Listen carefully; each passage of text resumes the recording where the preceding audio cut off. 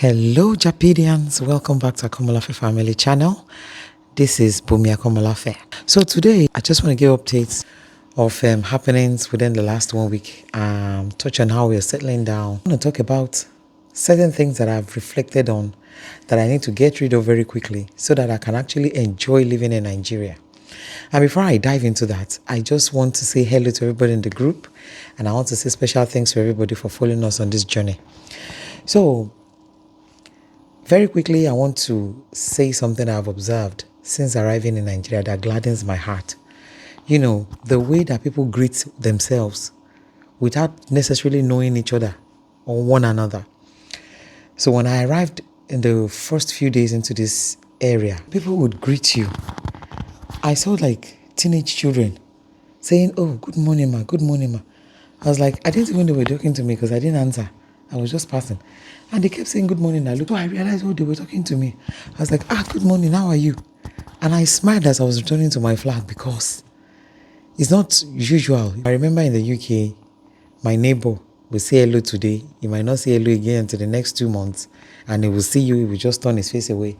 So it means at that particular moment, he didn't feel like saying hello. He only says hello whenever he felt like it.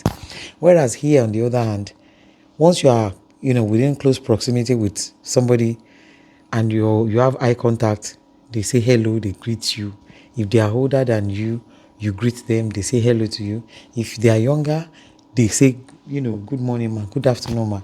And that's really, something that we should never lose.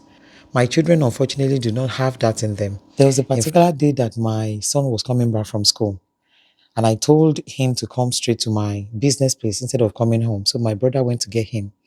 As he came and arrived at the premises, he saw this elderly woman. There's one elderly woman downstairs our shopping mall that sells drinks, like cartons of drinks. So this woman always, she sits outside in front of our shop every time. And when my son came back from school and he was passing by the woman, my brother said to him, say hello to the woman. Because my brother just greeted the woman and said, good afternoon, ma. And my brother was nudging him to say good afternoon. My son said he didn't need to say that. He didn't have to say that because he wasn't feeling like he wasn't in the mood to greet anybody. Hey. So I'm so happy that I took this Japada decision because these are things that I do not like to see. These are things that, and it's not like we don't teach them. People will say it's the way you brought them up. The way you brought them up. When you raise children in an environment where they are used to a different culture, and you want to expose them into a different culture. In the UK, it's not like they don't say good morning to people, but it's not in the culture for you to just be passing by a random stranger to you, and because they are within the same space as you are at that moment, for you to say hello or good morning. It's not in British culture. You don't have to. Now we've come into an environment where you find somebody within your immediate space, within your immediate environment, and you are finding it difficult to say good morning to that person, somebody old enough to be almost your great grandma. And it's not like this woman that you see every day. I think since you started that school, you've been seeing that woman every day because you arrive in my shop every afternoon. But you said you didn't feel like saying good afternoon to the woman.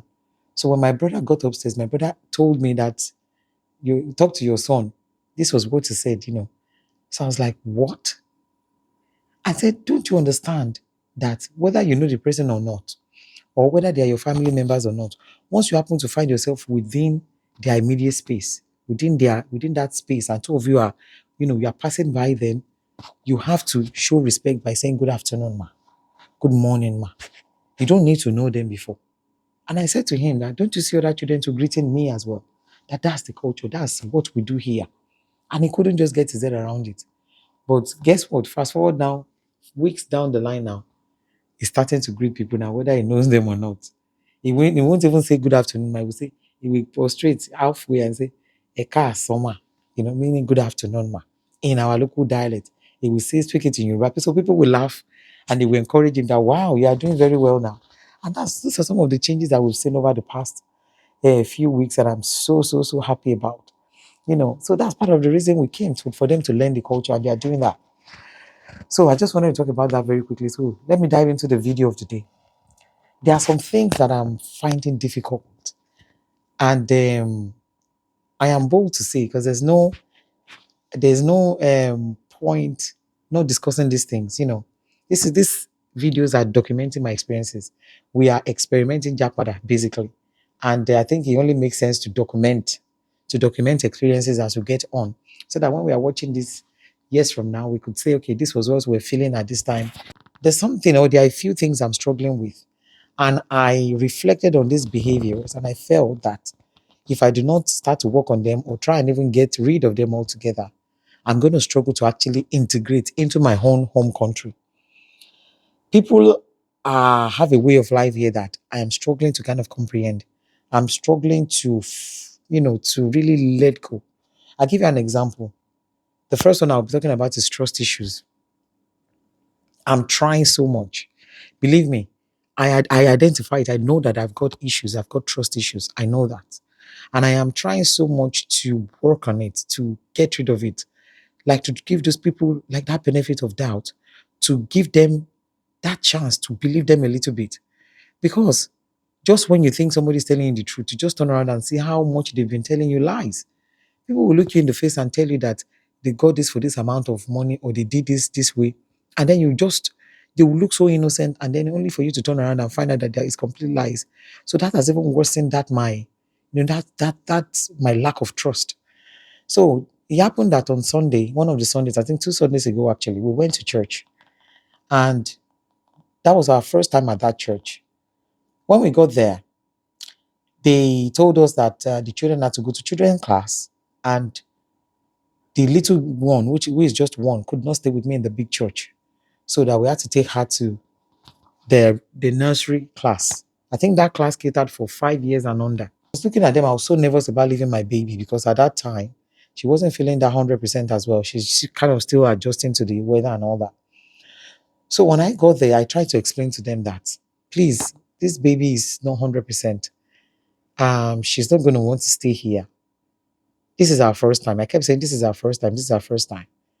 And my daughter straight away went to sit down in the class. And they were like, oh, don't worry. The sister is here. She'll be okay. I look at the woman who is saying she'll be okay. She's got a baby on her back. She's got one in her hand. I look at the ratio of children to teacher. They were not balancing in any way. There were way too many children to the number of teachers there. The children were of different ages. My social work brain just kicked into action. So I started assessing. As I was talking to them, I was already assessing the environment and assessing. Some children were lying down sleeping, and they told her, oh, let her sit down here. The seat where they put her to sit down, her feet couldn't touch the floor. So I quickly thought within myself that this girl is not feeling 100%. She sat in a chair where her feet could not touch the floor, and she's not very steady yet on her feet. And immediately when I put her down, she was crying. Oh, leave her, she'll be fine. I said to them, I said, no, there's no way I'm going to go and sit in the adult church and my mind will be at rest, knowing that this girl is not feeling 100%. And she sat in a chair where she's going to struggle to get up by herself. I said, if she falls down, I'll feel guilty. Today is our first day. Can you just let it slide? And they reluctantly let it slide. It allowed me to go into the big church.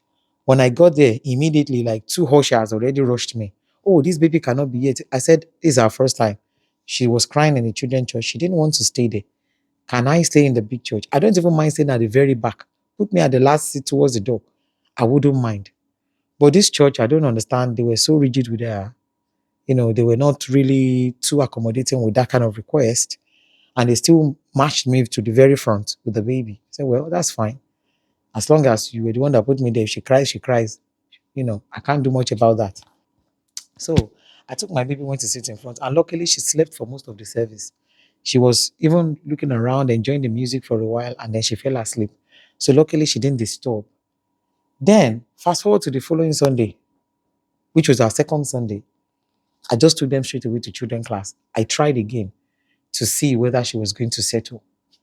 And the same thing, when I go there, I started assessing again. I saw, okay, you have just two teachers, and the children were arriving now. You've already carried two. One is on your back, one is in your hand. These ones are within 6 months old. There's already one lying down. A few already sitting down with just two teachers. And you're telling me, leave my baby. And they were kind of reassuring me that she'll be fine. There was nothing wrong with me giving them that benefit of the doubt that she will indeed be fine, because this Sunday she's feeling much better. She didn't cry as much as she was crying that day. She was already walking around. So I just stood there and I said to the woman that Are you sure you don't want me to take her to the big church? She said, no, no, no, leave her. We'll deal with it. She'll be fine. And then she was already trying to play with her and all that. So I said, okay. I said, please don't let her fall down because if she falls down and get hurt, the father will be very upset. And the father is not around now. So please. So when the woman heard that, she looked at me weirdly like, are you serious? I said, yes, the father will be very angry. She now said, okay, don't worry, leave her. I will look after her. So I gave her the milk and, the biscuit and things I brought for her. And I went to the big church. In my heart, I was so afraid, but I went. I would say now that I'm glad that I did. I did trust that woman. Even though throughout the service, I was so nervous. And I kept looking back to see whether they were going to bring her to me that she was crying. But nobody came to call me throughout the service. And she settled down in the children class. When we finished, everybody already knew her name. When I went there, as soon as we finished and they said grace, I didn't even say, I just carried my bag, phew, ran straight to the children church. And everybody was already shouting, Phoebe, Phoebe, Phoebe, Phoebe. People were already calling her. She was very happy there. I was like, ooh, I didn't know that you'd be this settled. I was actually glad that I gave them that benefit of the doubt to leave my baby there for the Sunday. Because then I realized that she could actually enjoy Sunday school. So that was one of the situations that I thought, I have to, let go of this trust issue that I'm having. The second one is my business place. They've got like different staff working with them. And oftentimes they will say they will do something or something is something and then it's not so. And it's giving me issues because when now come back and tell me they're actually going to do this, I'm going to believe that they are not going to do it. And I'm having to always challenge people. And the thing is, I know some people have, said that don't be challenging people too much. They are very correct. It's my business place. What they want to do is that they've taken money for something, you've paid very high for a particular service, and they're not living up to that. And they want you to just settle for whatever nonsense that they present to you. And the moment you complain and say, no, this was what I paid for, this is what I should be getting. I can't pay for this, and then you're giving me that. Then they tag you, oh, she's a troublesome woman, she's complaining too much. One of them even said to me that out of all their tenants, I'm the one who's complaining the most. And I said, please, how many tenants do you have so far? Because as far as I'm concerned, we are only two who are already present. And I am not even operating yet. My launch is not until next week. We are still setting up the place. We are saying out of all, who are the all? It's just me and the mama downstairs who is selling drinks. Every other person is still doing up their shop. So what are you talking about? So we just laughed over it. But from that laugh, from that joke, you can tell that that's what they've been saying at the back. For example, I give you an example. The lock at the entrance of my shop was broken. They broke it, or they didn't fix it well in the first place. So they brought me this lock chain that they use it to lock it temporarily. And they told me I'm going to buy my own. I said, fine, no problem. I'm going to buy mine. So on a particular day, I went out and I got stuck in traffic. And they came and they were going to take the chain away. It was just my brother there who was looking after the baby. I was not there to go and look for chain lock anywhere, considering that the only lock that she should have provided for the shop had broken. They took their chain away. So I just called their head office and I reported that this was what they were doing. The lock was broken. They were supposed to fix the lock, but they didn't fix it. Rather, they just took the chain and they instructed them to bring it back. So obviously they were not happy because I called the head office to report it. So just little things like that. And when you start complaining too much or you start fighting for what's right, they will tag you as a troublesome person that you are complaining too much. Meanwhile, these are things that you've paid for. So those are the kind of issues that I feel I need to kind of get rid of very quickly. I need to um, tone down. I'm just trying to figure out a way to actually relate with people along those lines. Aside from that, I'm fine. I get along with everybody. We chat. We have a banter. This is part of one of the reasons that I'm enjoying Japada. The store is starting to look like a proper charity shop. But then I found that I did a little survey and I find that people didn't really have an idea of what the charity shop was. And that was why I took out anything that would indicate charity out of the business name. Because when I did my little research, I found that people felt charity meant you are giving away free things. You know, they are not kind of used to the charity shop that we have in the UK. They feel like, oh, because it's a charity shop, you should give away free things, or you should sell things cheaper than what you got them. That kind of thing. So we keep trying to educate people that this is not that kind of charity shop. So I've stopped explaining to people and I just I changed the name altogether to just present as a business. So when we've registered as a business, then we will now go and register the charity element of it. So we know that it's a charity. We that are working there know that it's going to be a charity, it's for charity purposes. But people don't have that knowledge, they don't have that understanding, because so they can't really kind of grasp it. And we're tired of explaining at this point. So we decided to just put those changes within the last minute. Yeah. So another thing that I'll need to get rid of very quickly so that I can actually enjoy this Japada is to not get as busy as I was in the UK. I find that I am slowly getting there in terms of busyness, in terms of the things I'm doing. And I have not even so much as scratched the surface. And I'm already like doing a lot. So I feel like if I'm not careful, I'm going to just be spending my time doing things without actually taking a moment to care for myself, to enjoy myself, and to, take in all the lovely experiences that Japada brings. Thinking of ways already to kind of slow down a bit. Somebody said, oh, I shouldn't have even talked about starting a business until 6 months after Japada. I'm like, I can't survive that. In as much as I said I'm doing too much, I cannot sit down and not do anything at all. That would be more frustrating for me. I'd rather take the option of getting busy than not doing anything at all. So that just answers that straight away. So another thing we want to try do is try to go out more. So we've got our first invite to a child's birthday party. We're going to be going there next week. I think it's on 1st of October, which happens to be Nigeria Independence Day. So we were going to launch on that day, but because of that birthday, we had to push it to 2nd.